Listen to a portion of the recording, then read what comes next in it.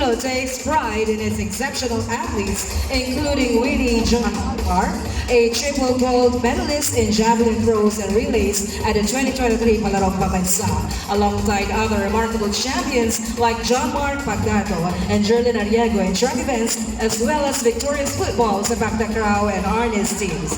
Under the dynamic leadership of Governor Honorable Arthur R. Defensor Jr.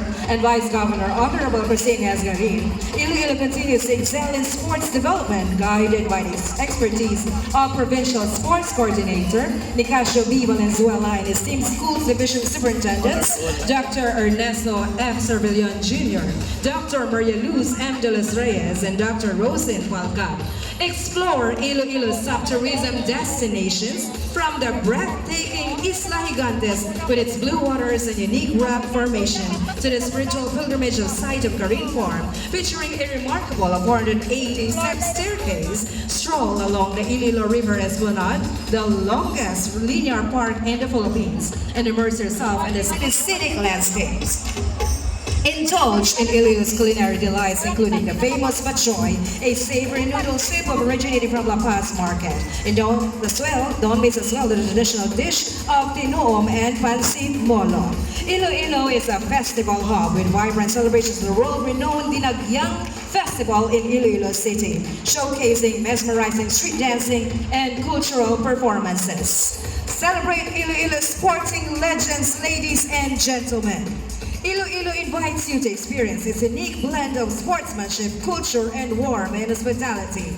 Pangibabaw, Iloilo!